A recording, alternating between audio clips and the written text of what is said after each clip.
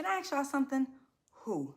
Who is telling Americans that moving to the Netherlands and starting a business is easy? Seriously, because I need names. I don't want to fight. I just want to have a conversation.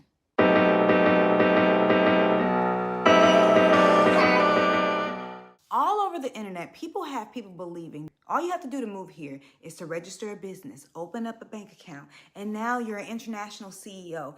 And as much as I wish that was true, it's not. Now, don't get me wrong. I absolutely love living here. I love the opportunities. I love the quality of life. And I genuinely think that the Netherlands is one of the best places to build a business. But nobody warned me about everything that comes after you decide to do it. Like every single week, I get the messages. Angel, I'm thinking about moving to the Netherlands. Angel, I'm thinking about starting a business.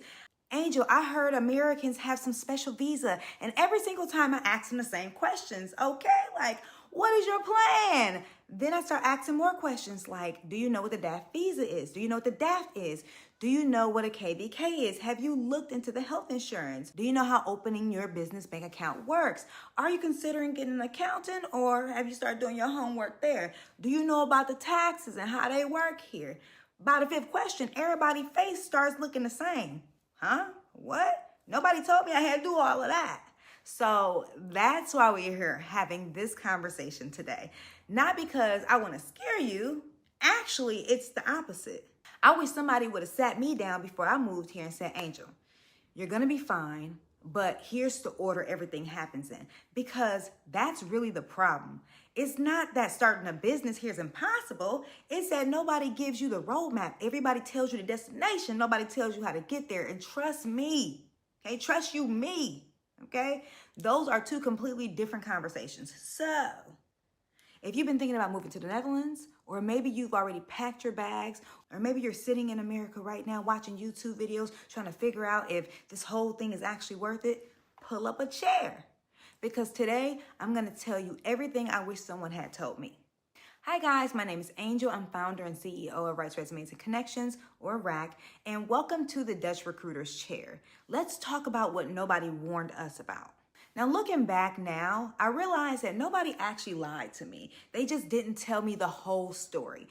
Everybody tells you how to get here. Very few people tells you what actually happens after you get here.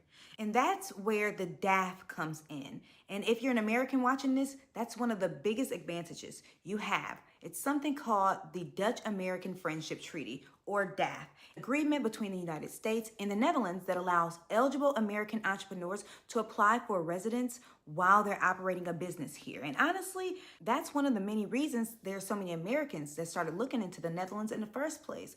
Now, I'm not going to spend this entire video talking about the DAFT visa because there are plenty of videos and articles that explain how the application process works. What I want to talk about is what happens after, okay? Because getting approved isn't the finish line. That's the starting line, okay? So that's when you have to start thinking about, how much money do I actually need? How do I register my business? How do I open a Dutch business bank account? Do I need an accountant? How does that work, right? What about health insurance? Those are the questions that don't get nearly as much attention. And those are the questions we're going to answer today. So let's start with the biggest misconception I see online, the famous 4,500 euros. If you research DAFT Visa for more than 5 minutes, you've probably seen that number everywhere. And unfortunately, there's a lot of misinformation around it. I've seen people say, you only need 4,500 euros to move to the Netherlands. That's all you need. No, that's not the case, okay? That's not what that means, okay? The 4,500 euros isn't your moving budget, okay? It's not a fee that you pay the Dutch government, and it's not money that you should plan on living off of when you get here. That money is genuinely your investment in the business. That money isn't meant to be deposited today and gone tomorrow. A lot of people hear 4,500 euros and immediately start to think, okay, that's my startup money. I'll use it to buy office furniture. I'm going to pay my rent, you know, and while I'm getting settled, I'm going to buy a laptop, printer. I'm going to get my desk together. Ooh, that's not what it's for. Please do not think about that money that way. Okay, that 4,500 euros is there to satisfy the investment requirement for your DAFT residence permit. Okay, before you decide to move it or spend it, you need to understand exactly how it could affect your residency status and what the current rules are around that. So for me, I wasn't willing to take that risk. I wanted to know that if immigration ever reviewed my business, that investment requirement was clearly met. So here's what I did. I opened 2 Dutch business bank accounts. The first account exists for the investment. That money stays there. I don't use it to pay for bills. I don't use it to buy equipment. I don't use it to pay for marketing. I don't touch it, okay? And I won't touch it for the next 5 years, as that is a requirement, okay? Then I have a second business account that I use for the day-to-day operations of W.R.A.C. So this client payments go in there, business expenses come out of there, advertising, software, office expenses, everything related to running a business happens through that account. Now, keeping those 2 separated has made my bookkeeping cleaner. It's made conversations with my accountant easier. And most importantly, it gives me a peace of mind that I'm not accidentally creating an issue with the investment requirement tied to my residency. Now, that's not the only way to do it, okay? So I don't want you to think that is, but it's the system that works for me. I encourage you to discuss this with your accountant before starting to move money around, because here's what I don't want to see happen. I don't want you to watch a video that says just deposit the 4,500 euros and use it to get started. And 6 months later, you're dealing with questions during your permit renewal because you didn't understand what that money represented. This isn't just about opening a business. This is about protecting your ability to continue living and operating your business in the Netherlands. That's why I always tell people, don't just ask, how do I get approved? Ask, how do I stay compliant after I'm approved? Because those are 2 completely different conversations. Now, once you get your investment figured out, the next thing you'll want to do is go register your business with the KVK, which is the Dutch Chamber of Commerce. And honestly, this was one of the most exciting parts, because this is a moment where your business officially becomes a real in the Netherlands. You are no longer just planning, you're actually building. So let's talk about the KVK. Before you register your business, you have to schedule an appointment. And depending on where you live, those appointments can be weeks or even months out. So don't wait until the last minute. Now, let me tell y'all something. Be on time. I'm dead serious.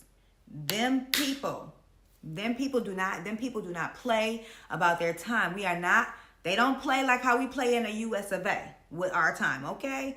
Go ahead and try and show up 5 minutes late. Go ahead if you want to. They're going to turn you right around. You'll be sitting real upset because now you have to reschedule an appointment, and depending on the availability, that could mean weeks or even months all over again. So do yourself a favor, get there early. Okay, sit in the parking lot, walk around the block, grab a coffee. I don't care what you do. Just don't show up late. Don't show up late. Now, here's the funny part. The appointment itself, you guys, listen, we were probably in the office for about 10 minutes. That's it. The process was so simple. The people were incredibly nice. They answered our questions, got us registered, and before we knew it, we were walking right out the door. So don't let the appointment make you nervous. There's nothing to be scared about. Just respect their time. When you leave, they're going to give you an information packet with resources for your new business. And one of the things I really appreciate is it didn't stop there. Ever since I registered, they've consistently sent emails with helpful tips and information for new business owners, information on connecting with local businesses, communities, resources to help grow your business, guidance on the next steps, and information on setting up your Dutch business bank account, which you'll need your KVK registration for. Now, I actually thought that was really cool because as someone starting a business in a brand new country, it felt like they genuinely wanted to see you succeed. So yes, the process was easy. The people were wonderful. But let me remind you all one more time, do not show up late to this appointment, okay? You'll find yourself turning around and rescheduling your appointment again. And again, it could take weeks or months depending on the location, okay? So let's talk about bank accounts now, because this is another thing I wish someone had broken down to me before I moved here. So the very first account I opened was an N26 account. I actually opened this account before we moved to the Netherlands because I wanted a personal account where I could start paying for things in euros while we were getting ready for the move. Honestly, it made my life a lot easier because when we landed, I already had a way to pay for everyday expenses instead of trying to figure out everything all at once. After we got settled in the Netherlands, my husband and I, we opened a joint ING account for our household expenses. So that's the account we use for like our groceries, bills, everyday things related to our family. Now, when it came to the business, that's where things got a little interesting because I applied for a Rabo bank account. Y'all, it took 6 weeks. 6 weeks. There were so many issues, so many emails, so many questions. At one point, I honestly was just like, you know what? I'm just not gonna, just forget it. I'm not gonna open up a Rabo bank account. And then one random day out of nowhere, the account was open. I'm like, okay. So if your business account doesn't open overnight, don't panic. Sometimes the process just takes longer than expected. I also opened up a bank account. So that is the other business account. And I know what you're thinking. Dang, Angel, how many bank accounts you have? Well, I have 4. Okay, I have my N26 personal account. I have my ING account. That's my husband and I joint account. And then I have 2 business accounts. I have one with Rabobank and one with Bank. And every single one has a purpose, right? My personal account is for day-to-day expenses. Our joint account is for our household and family expenses. One business account is strictly for that DAFT investment. That money needs to stay right there. And the second business account is where I actually operate W.R.A.C. So every client payment, business expenses, all of that flows through that account. And if we keeping it a buck or a noodle, right? Having multiple accounts doesn't make your life more complicated. It actually makes it simpler. When every account has a purpose. So you always know where your money is going. Your accountant is happy. Your bookkeeping is cleaner. And when it's time to file taxes, you're going to thank yourself. Trust me. And speaking of accountants, right? Let's talk about taxes for a second. I know it's a conversation nobody likes talking about. Trust me, I get it. But that's probably one of the biggest mistakes I see new businesses make. When they move to the Netherlands, people, they spend months researching a visa, looking for apartments, opening bank accounts, registering with the KVK. And then they completely forget. You're a business owner now. That means you have tax obligations.